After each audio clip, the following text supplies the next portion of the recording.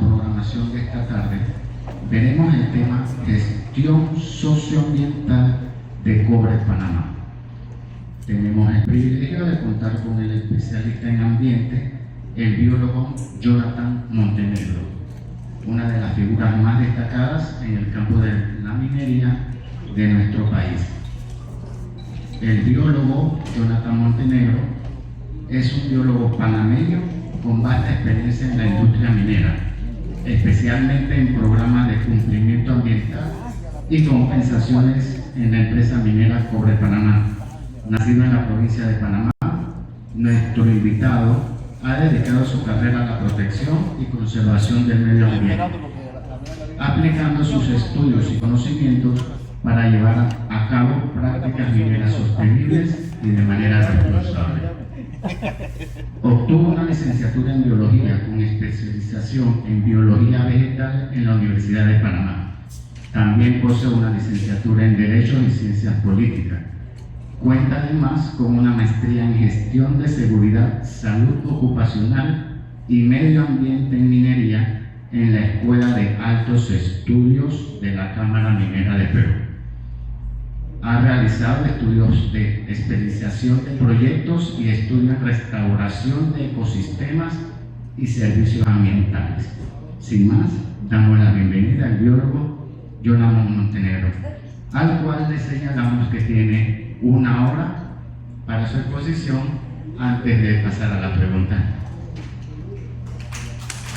Muchas gracias. Hace exactamente 2 años atrás, para el Día del Biólogo, recuerdo que estuve en este auditorio pues, compartiendo un tema similar, compartiendo información referente al proyecto. Sé que es un tema muy interesante, sí, espero que ustedes puedan, al final, lo que voy a tratar es de tener más espacio de preguntas y respuestas. Vamos a dar todas las preguntas para el final, para que podamos tener una muy buena interacción. Les voy a dar algunas generalidades sobre el proyecto y sé que cuando hablamos de Cobre Panamá, ¿qué derecho le viene usted a la mente? A ver, ¿qué derecho usted le viene a la mente que se está violentando? Derecho humano. A ver, el derecho a un ambiente sano. Vamos a ir desarrollando esto. Yo voy a tratar de enfocarme más desde el punto de vista técnico de la gestión operativa del proyecto, para que podamos comprender cómo funciona el proyecto y al final pues ustedes pueden entonces digamos estar bastante ilustrados referente a las operaciones que realiza nuestra empresa. A manera general, Minera Panamá forma parte de una casa matriz que se llama First Quantum, que tiene distintas minas a nivel mundial, ¿sí? Tenemos actualmente 8 minas en distintos puntos del mundo y la de Cobre Panamá pues, es la primera en el continente americano. Tenemos 2 desarrollos en otros países de la región, uno en Perú y uno en Argentina, que están en fase pues, de desarrollo. En este momento la humanidad está en un momento de que busca con ansia la transición energética. Estamos presionados por el cambio climático y esto ha llevado a que nosotros tengamos algunos objetivos ambientales. Uno de los objetivos son, por ejemplo, la reducción de la emisión de gases de efecto invernadero. Entonces, las acciones para lograr este objetivo van de la mano con la necesidad de algunos minerales.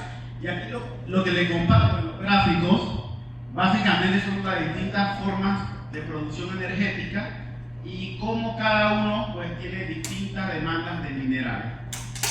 Podemos ver en la parte de arriba que la industria eólica pues, son de los mayores consumidores de cobre y también hay otros minerales como el zinc. La energía solar, la energía nuclear, todas las distintas formas de producción de energía necesitan distintos minerales en distintas cantidades. Hacia abajo está la última opción que es considerada una forma alternativa, de producción verde, que es la producción a gas, y está incluida dentro de la forma de producción de energía limpia. pero podemos ver de que también tiene una alta demanda. Toda esta transmisión energética pasa obligatoriamente por la necesidad mineral. No hay alternativas porque son los necesarios para la producción eléctrica, para el almacenamiento de la energía y al final son los mejores conductores. No tenemos ninguna alternativa en estos momentos a estos minerales. Un poco de la historia del proyecto: se descubrió en el año 68 el yacimiento que está ubicado en Donoso, Colón. Donoso, Colón, pero no se entra por acá, se entra por la Pintada. Subes hacia Penomé, subes hacia la Pintada, pasas la vertiente del Caribe y del otro lado de las montañas está el proyecto. Fue descubierto ese yacimiento en el 68. Inicia entonces una fase de exploración, que básicamente una fase de exploración es como saber dónde está el mineral, saber cuánto hay y saber si realmente es rentable extraerlo. Porque de que tú encuentres mineral en una zona no significa que sea rentable sacarlo. Por eso tú inicias una fase en la minería, una fase de exploración para responder esta pregunta. De ahí nos vamos al año 2011, cuando se aprueba para el proyecto el estudio de impacto ambiental. En el año 2019 empieza el proyecto a operar. Me gustaría que ustedes mantengan en su mente esta fecha, 2019, porque es realmente cuando la empresa inicia sus operaciones pues después de tantos años. Año 2023, todos sabemos lo que aconteció. El proyecto cesó sus operaciones, fallo de inconstitucionalidad, cierre de calle y todo lo demás, que al final en este momento pues el proyecto permanece después de más de 20 meses cesadas sus operaciones. Entonces, les voy a poner un pequeño video para que tengamos, digamos, una noción, cuando hablamos del proyecto, podamos saber más o menos de qué estamos hablando.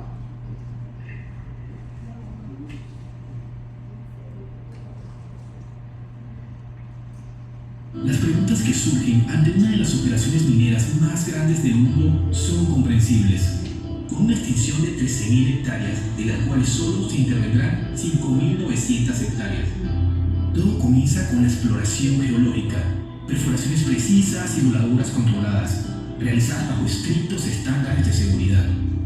La roca extraída se transporta en camiones híbridos hacia las trituradoras, donde es reducido su tamaño.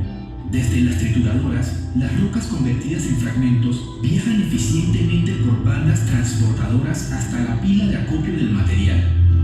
Con 9 molinos procesando millones de toneladas de roca, esta se transforma en partículas finas que facilitan obtener los minerales. El siguiente paso es la flotación. La roca molida se mezcla con agua y reactivos degradables, sin usar químicos nocivos como cianuro o mercurio, asegurando una recuperación limpia y eficiente. Para terminar con el material final de exportación, el concentrado de cobre viaja 35 kilómetros de tuberías hasta el puerto Punta Rincón. Este proceso es posible con recursos y energías autosostenibles. El 99% del agua utilizada en la extracción minera proviene de lluvia y el 78% es recirculada para optimizar su uso.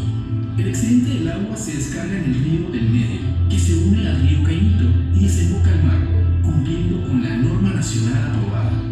La energía utilizada en las operaciones es generada por una planta eléctrica propia, con capacidad de 300 megavatios. Esta planta opera bajo estrictos controles de calidad que aseguran un desempeño eficiente, minimizando impactos ambientales. Además, la mina cuenta con un laboratorio de micropropagación y el banco de semillas forestales más grande en Panamá, que garantiza la restauración progresiva de la huella minera. Cobre Panamá se compromete a rehabilitar la huella del proyecto, y lo más importante es que este proyecto está en manos de jóvenes panameños, quienes utilizan tecnología avanzada y respetuosa con el medio ambiente.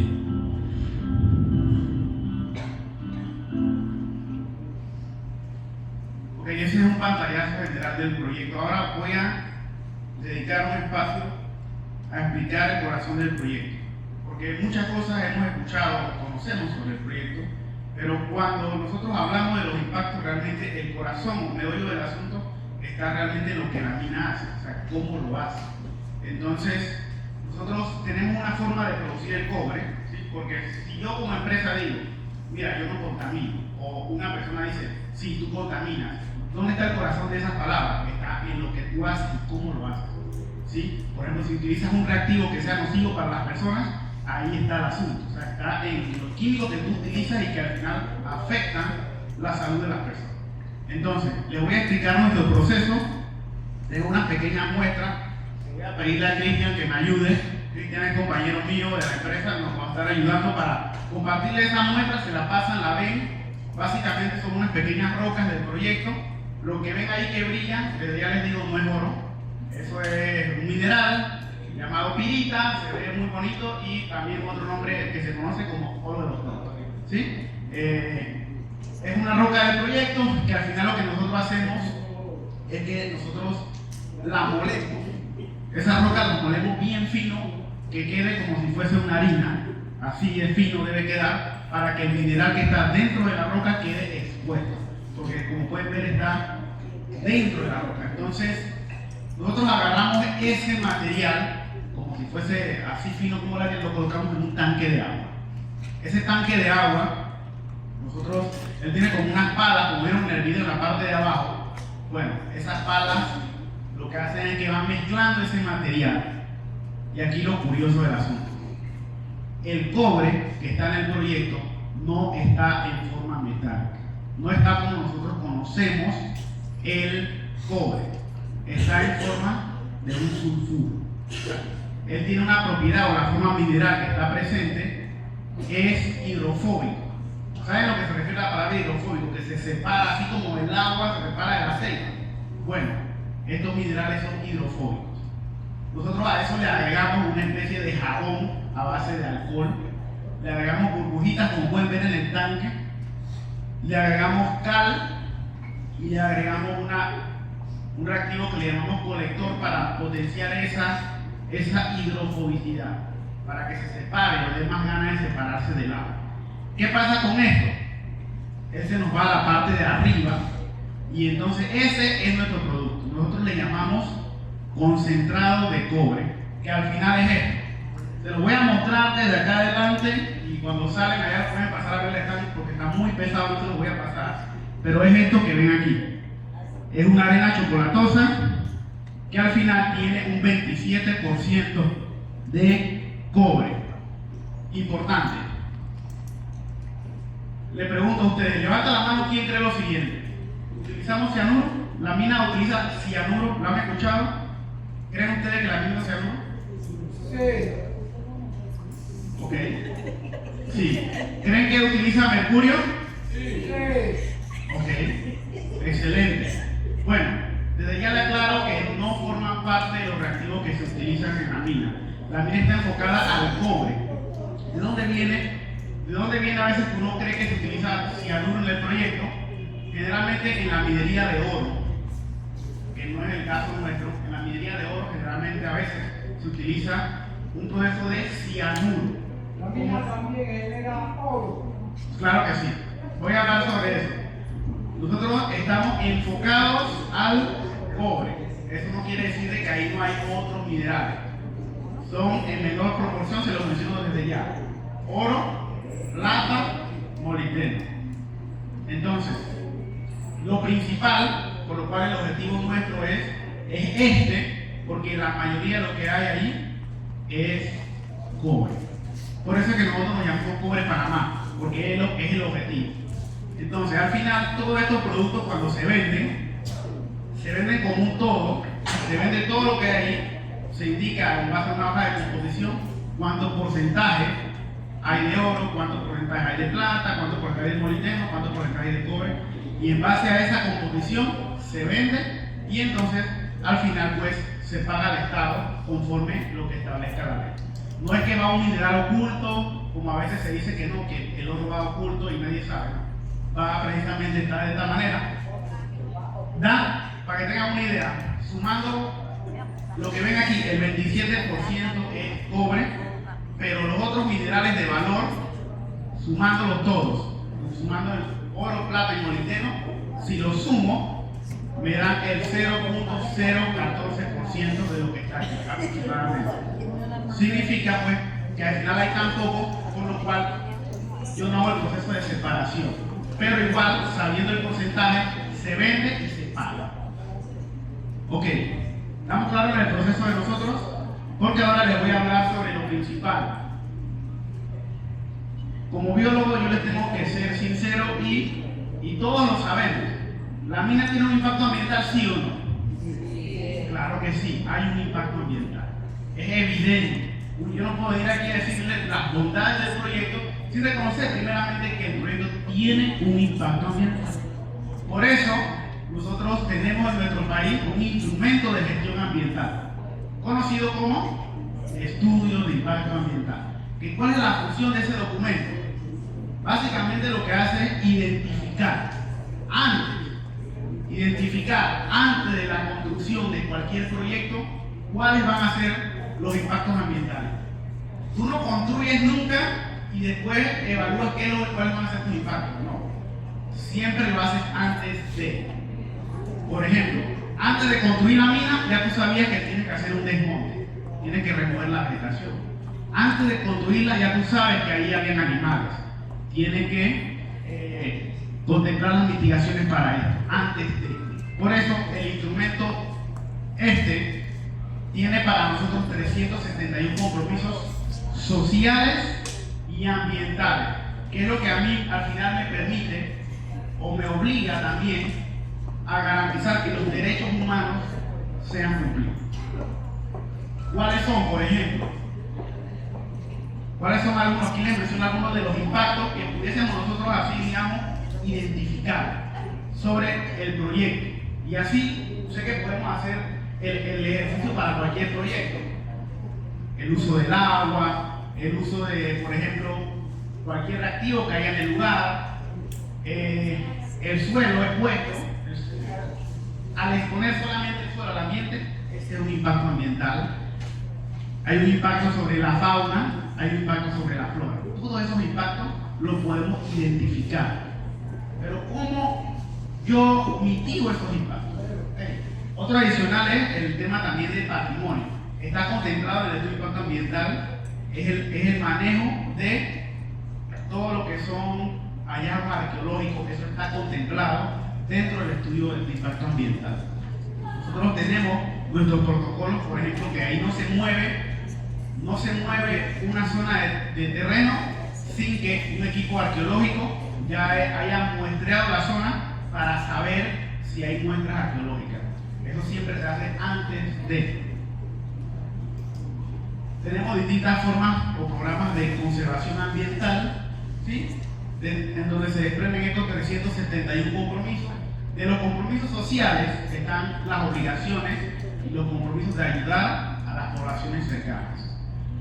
En el estudio de impacto ambiental teníamos identificadas 22 comunidades, ¿sí? Que son las que están precisamente alrededor del proyecto. Hay 2 distritos que son identificados como distritos influenciados por el proyecto. Son el distrito de Donoso y el distrito de Omar Torrijos Herrera.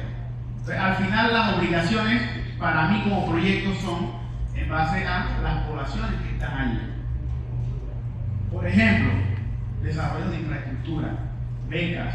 Nosotros construimos un centro de capacitación en La Pintada y las personas que se capacitaban ahí eran personas de estas comunidades que obviamente tenían, tal vez algunos no tenían los estudios y nosotros pues le dábamos esas capacidades técnicas, por ejemplo en mecánica, electromecánica, ingeniería industrial y demás, posiciones que nosotros necesitábamos también contratar. Todo esto nace ¿de dónde? Del estudio de impacto ambiental. Algunas personas dirán, y al final reconocemos como empresa este tema, ¿y por qué la mina no llega a otros lugares? ¿Por qué no llegó, por ejemplo, a Darío?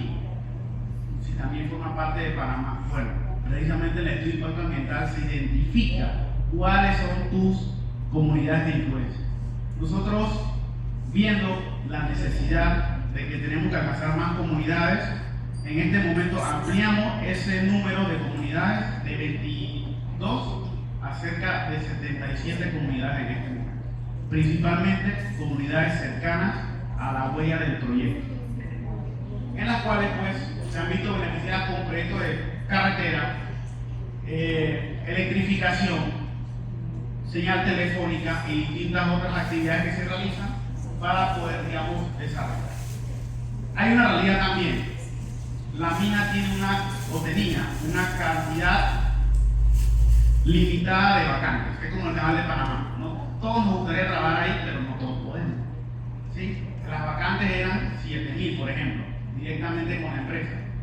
¿Qué haces tú cuando tienes 20.000 personas que necesitan un empleo? Bueno, iniciativas de desarrollo social. Teníamos un programa, por ejemplo, en la cual las personas de la comunidad se les ayudaba a desarrollar sus fincas de café. Estas fincas ellos las sembraban, le ayudábamos y le dábamos la maquinaria para que produjeran su café, lo vendían y le dábamos ese acompañamiento. También, por ejemplo, teníamos otro programa que llamamos Don Lab, donde las comunidades producían no café, sino otro tipo de cultivos como tomate, piña y otro tipo de cosas que ellos al final salen al mercado a vender. Nosotros lo que hacíamos era ese acompañamiento. Ahí teníamos cerca de 30 familias que se desarrollaban con este tipo de proyectos. Me gustaría hacer un espacio y me gusta hacer un espacio para poder dar un poco de contexto referente al proyecto. Sé que van a salir muchas preguntas de aquí o tal vez algunas cosas espero que salgan aclaradas. ¿Cuánto mide la mina? Miren, la mina mide, antes le dije, recuerden cuándo la mina empezó a operar. ¿Cuándo empezó a operar? 2019, gracias. Ahora, recuerden cuánto mide la mina en su periodo máximo de vida. O sea, ¿cuánto debería medir a final de vida? 5.900 hectáreas. Es lo que debe medir a su final de vida. Que lo proyectado eran 40 años aproximadamente. Ahora, me gusta mostrar esta imagen porque algunas cosas se han dicho que realmente no son ciertas. Por ejemplo, algunas personas dirán, no, que la mina está destruyendo los bosques de Panamá. Eso no es cierto. Y lo que yo les muestro en la imagen rosada, la imagen que usted ve aquí, cada punto rosado significa una zona en la cual se perdió vegetación en base a datos satelitales. Ahí puede ubicar dónde está la mina, más o menos está en el medio, más o menos, voy a mostrar. Aquí está la mina, pueden ubicarla más o menos, pero todo lo demás rosado son zonas que Panamá pierde su cobertura. Realmente le llamo la atención a ustedes aquí. Esta es noticia del año pasado, 20 de agosto. El Ministerio de Ambiente hizo una publicación en la cual indicaba que Panamá pierde 352.873 hectáreas de bosque. Ahí mismo te indica en cuánto tiempo. En 2 años. Esa es nuestra tasa de pérdida de cobertura. Y la mina mide 5.9 mil. Si yo divido lo que la mina impacta en sus 40 años de vida versus lo que Panamá pierde en 2, me da el 1.6%. Entonces, lo que simplemente aquí te quiero indicar es que no es cierto que la mina esté destruyendo los bosques de Panamá. Otra cosa que no sé si ustedes la habrán escuchado, que la mina le estaba robando el agua al canal. Hoy en día, ayer, yo todavía veía gente en las redes sociales diciendo que la mina le está robando el agua al canal y que bueno, que al final todo lo que se quiere hacer con Río Indio es porque se quiere mandar el agua a la mina. Jóvenes, eso no es cierto. Miren, 1, 2, 3 cuencas hídricas de distancia entre el proyecto y el canal de Panamá. El proyecto no tiene necesidad de robar o construir un túnel para tomar agua adicional. ¿Por qué? Porque en esa zona del país llueve bastante. O sea, llueve, les digo más o menos, casi más o menos lo que mide este techo, 5 metros. 5.000 milímetros de lluvia anual. O sea, con lo que llueve allí, para nosotros basta y sobra para nuestras necesidades operativas. Por lo cual no es económicamente viable, no es ni de ingeniería ni de ningún tipo, simplemente tomar agua del Río Indio o el canal. Para que estemos claros, eso es desinformación. Y aquí hay un tema también muy importante cuando hablamos de los derechos humanos. ¿Por qué? Porque hay muchas personas en el país que piensan que la mina está matando a la gente. Literal. Y les voy a mencionar mi testimonio. Estaba yo en mi casa y llegó mi suegra y era 2023, estaba todo el tema de la revolución del tema de la mina, y mi suegra me dice: Jonathan, lo siento mucho por ti, pero esa maldita mina en la cual tú trabajas está matando a la gente, está matando. Yo le pregunto: suegra, ¿quién se está muriendo? No, lo están matando. Entonces, ¿de dónde viene eso? Resulta que sí es cierto que hay un estudio, y al final ustedes como universitarios, nosotros siempre tenemos que hacer como la tarea extra, buscar la fuente de la información. Hay un estudio, o varios estudios médicos, que indican que la provincia de Coplé es una provincia con alto índice de insuficiencia renal. Pero resulta que cuando revisamos el propio estudio, el documento, ves lo que indica. Las personas, principalmente hombres, ¿a qué se dedicaban? Las personas que se dedicaban a la agricultura y trabajaban en zonas de agricultura utilizando agroquímicos. Esa noticia en la provincia de Coplé se viene dando desde, 2012, ya está aquí publicado. Este estudio ya podemos ver que en 2014 ya se está hablando de la situación. ¿La mina cuándo empezó a operar? En el 2019. Y también hay un aspecto geográfico. Las aguas de la mina no corren hacia el Pacífico. Todas corren hacia el Caribe por gravedad. El agua siempre por gravedad va a fluir del punto más alto al punto más bajo por gravedad. Para que esto fuese cierto, que se estuviese matando a la gente, las aguas tuviesen que subir docenas de montañas para caer al Pacífico, para caer a Penonomé y contaminar, por así decirlo, las aguas de Penonomé. Tal vez lo hemos escuchado mucho y hay muchas personas que lo creen, pero esto, por eso digo, un contexto general simplemente no es cierto. Lo que sí es cierto, de que en este momento hemos visto un aumento considerable en la minería ilegal. La minería ilegal a veces no le damos la importancia que le deberíamos dar porque se aprecia a pequeña escala.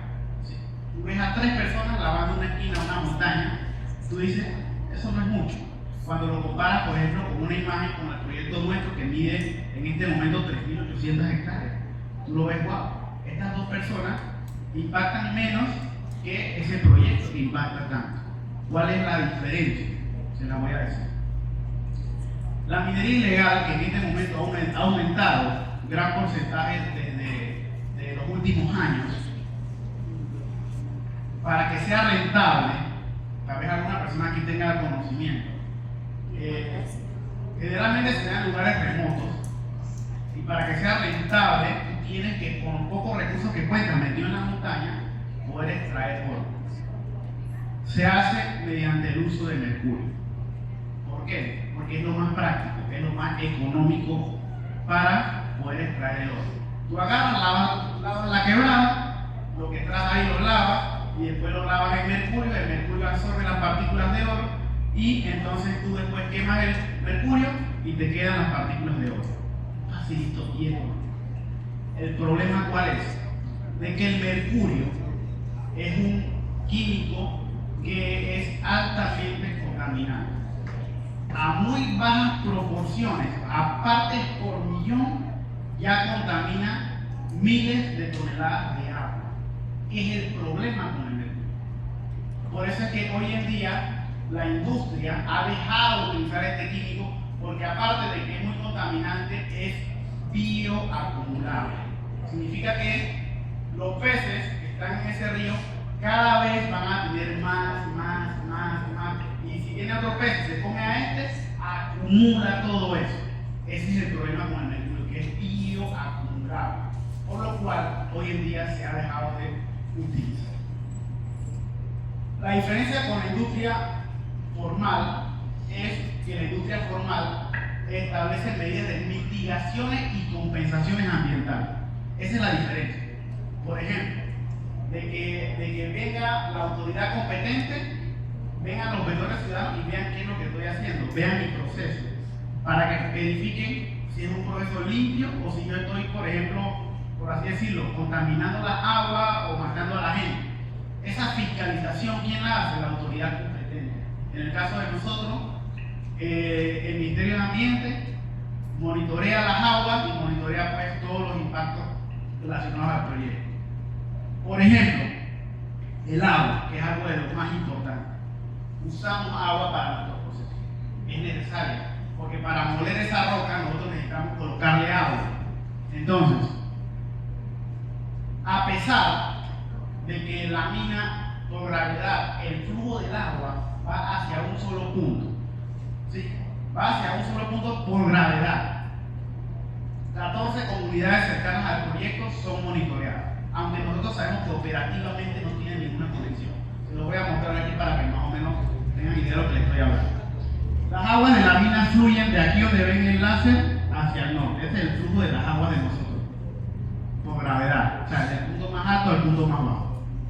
Pero igual, todos estos ríos, hasta por acá, todos son monitoreados, precisamente por un tema de transparencia. Lo monitoreamos nosotros, pero también lo monitorean las comunidades, porque de nada sirve, o sea, y nosotros somos claros en esto, tal vez para la comunidad o para ustedes, nosotros como parte de la empresa no seamos una fuente de información confiable. ¿Por qué? Porque somos parte de la empresa. ¿Cuál es la única forma que tú creas que tu agua está bien?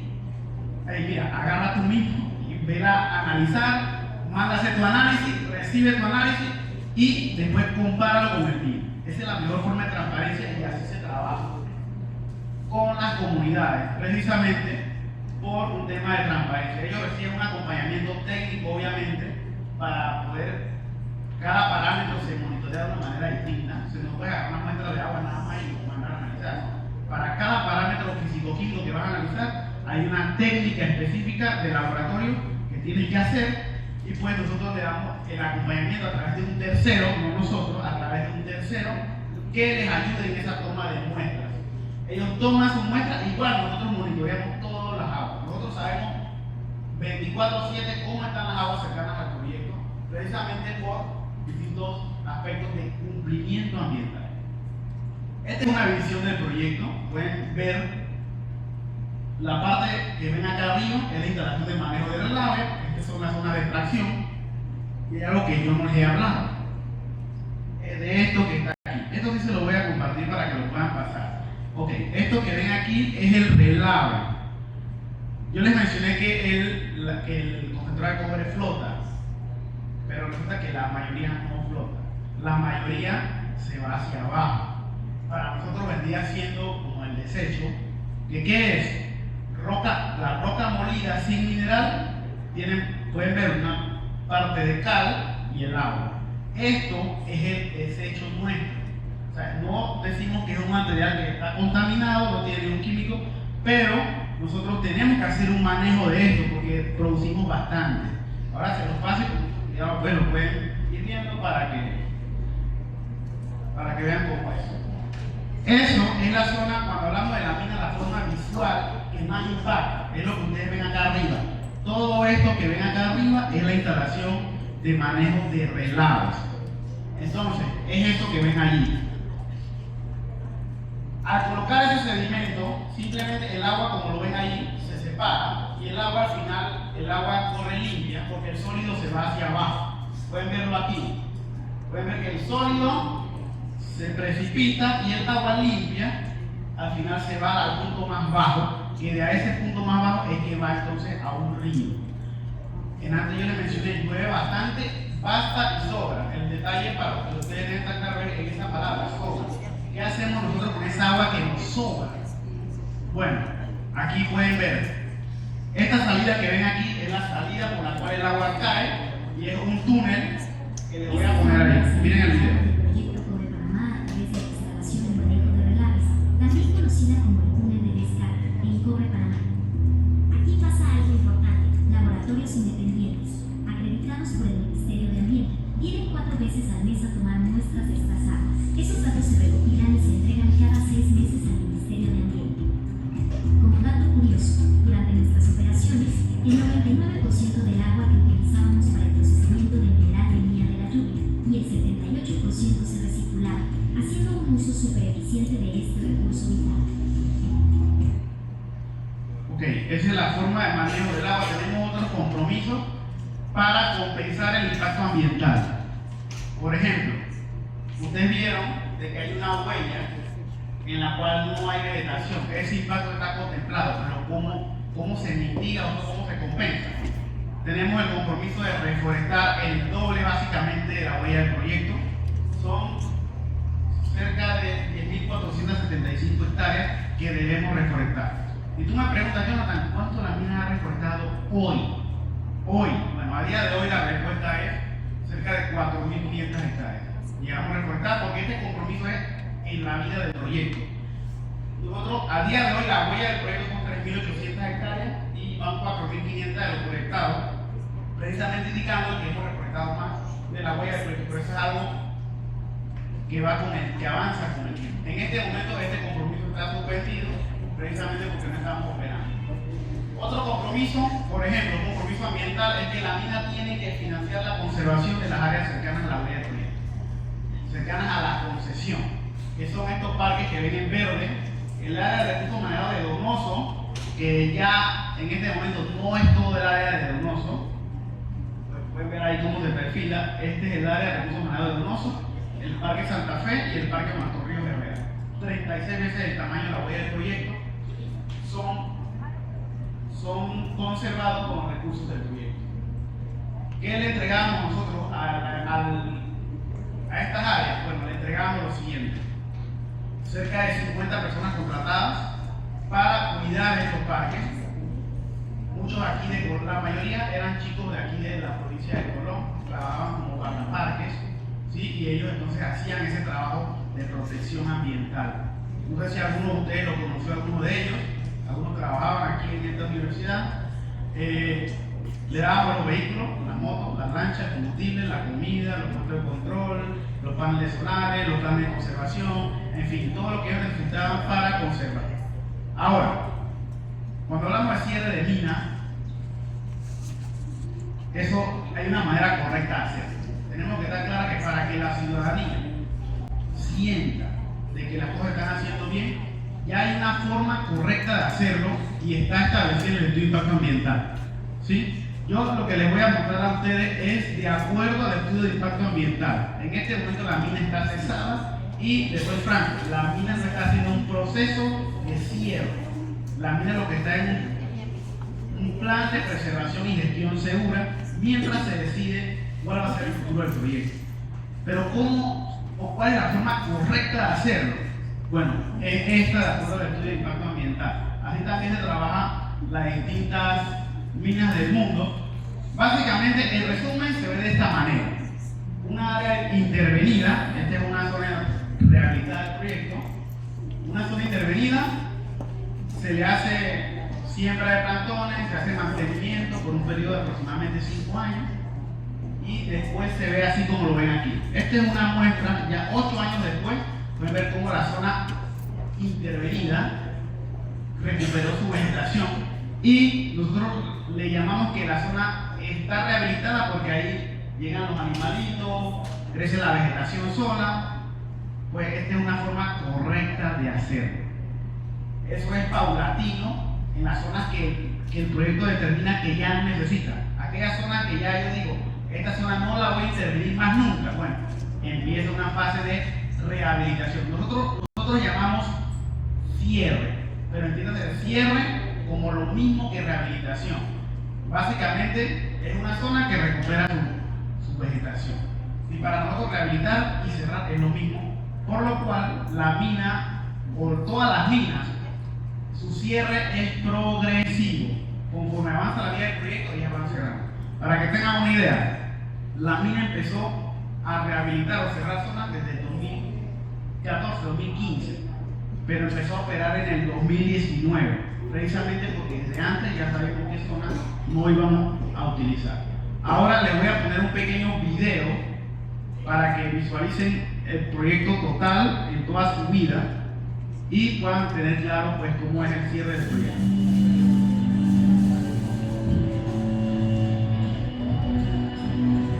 Si como saben hay un pequeño o hay un gran hoyo del cual se sale el material, estos son los llamados botaderos.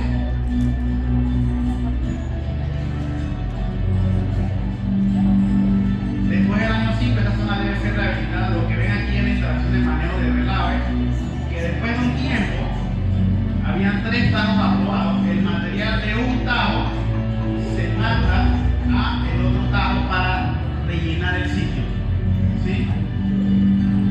Y así, con el material de un tajo, rellenan el otro hasta cierto punto y le puedes entonces colocar una película de agua. Importante que se haga de esta manera. Desde el año 20 aproximadamente inicia la rehabilitación de la instalación de manejo de relave y pues desde el año 40 ya pues se empieza a entrar en fase de cierre completo. Eso es de acuerdo al estudio de impacto ambiental. Y al final lo que queda son unos lagos importantes, unos lagos estables química y físicamente. Eso es sumamente importante. No se trata de yo agarrar ese hueco y llenarlo de agua, no se trata de eso.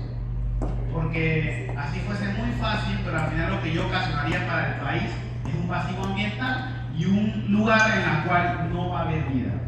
Ahí sí yo estaría, por ejemplo, violentando ese derecho que tenemos todos de tener un ambiente sano. Porque si no lo hago bien, al final ese lago va a ser un lago de aguas ácidas. Ese relave que ustedes están pasando por ahí tiene cal. La cal es neutra. Por eso es que nosotros rellenamos con cal.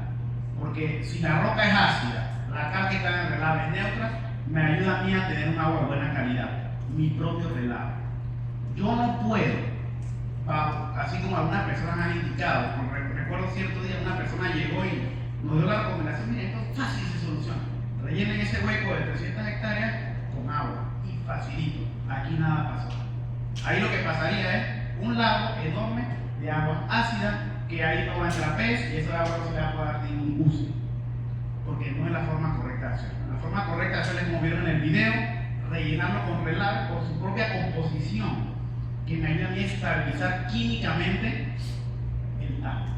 Entonces es la forma, como vieron, que llega hasta cierto punto y después se rellena de agua. Y entonces después yo sí entonces puedo decir que tengo un lago, que ahí puedo colocar peces y que ahí puedo tener vida y pues se puede desarrollar para el uso que quiera el país.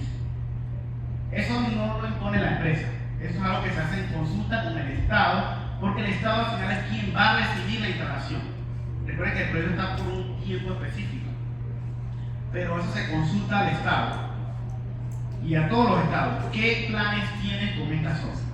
Algunos países dicen: bueno, yo tengo planes de construir una zona residencial, adecuarla para residencial, o yo tengo planes de tener una zona de paneles solares o una zona turística. El uso que tú le quieras dar, en base a eso tú actualizas tu plan de cierre. Es la forma correcta de hacerlo. No es que la empresa dice que esta es la forma definitiva, no.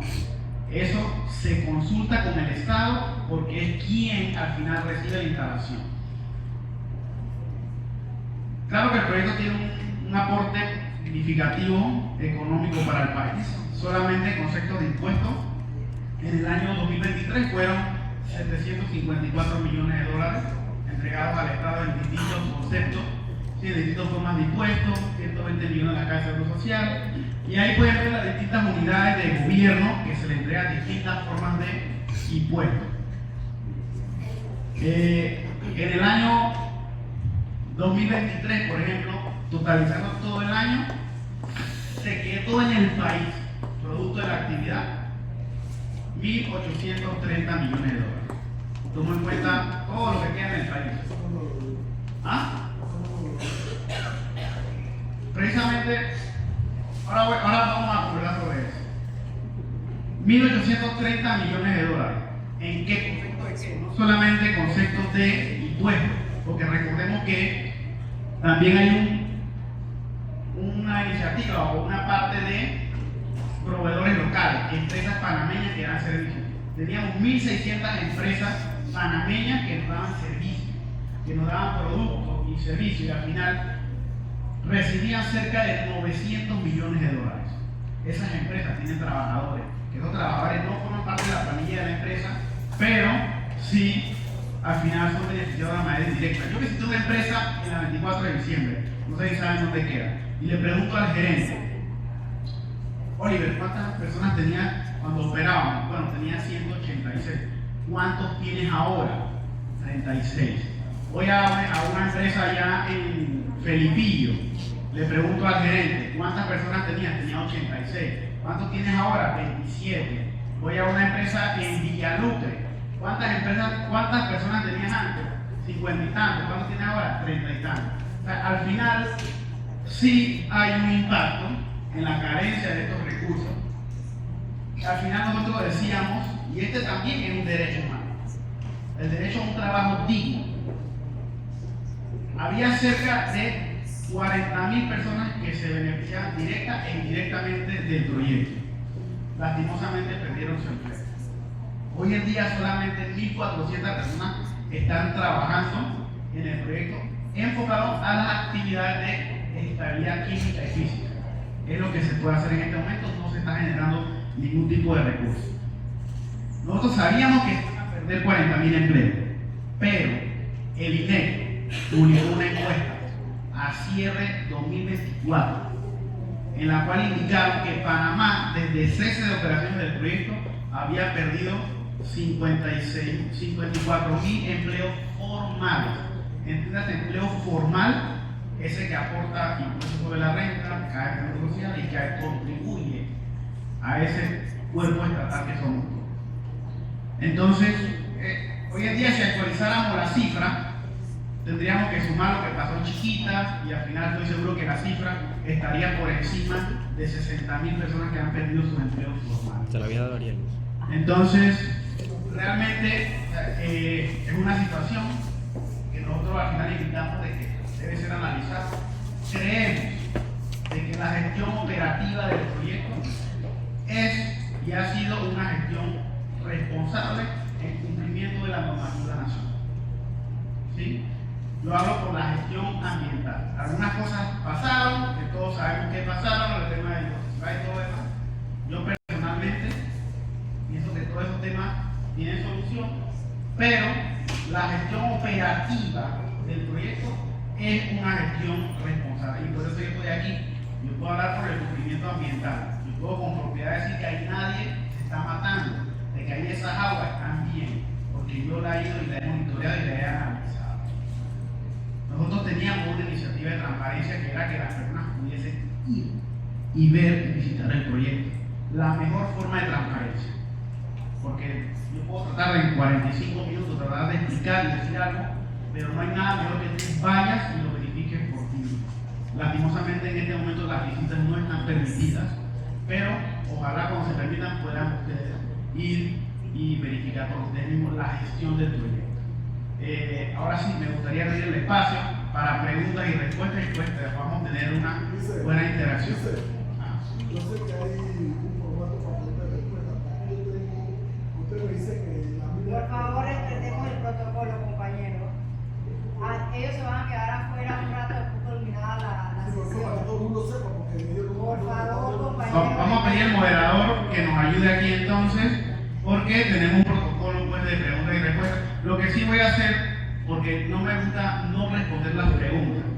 Una pregunta, una respuesta. Si usted hizo una pregunta, una respuesta, no me gusta que a veces la persona hace las 3 preguntas juntas y después resulta que no le respondí adecuadamente porque estaban juntas. Así que una pregunta, una respuesta para estar bien. Listo, agradecido por su exposición. Entonces, abrimos el compás a preguntas. Por ser el tema que es, hay cierta incertidumbre, hicimos una depuración para poder hacer las preguntas más concretas.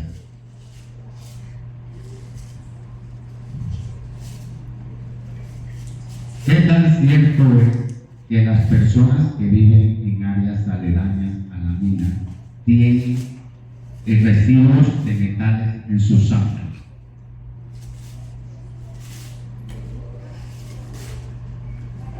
Miren, voy a poner la imagen para sacar lo que estamos hablando.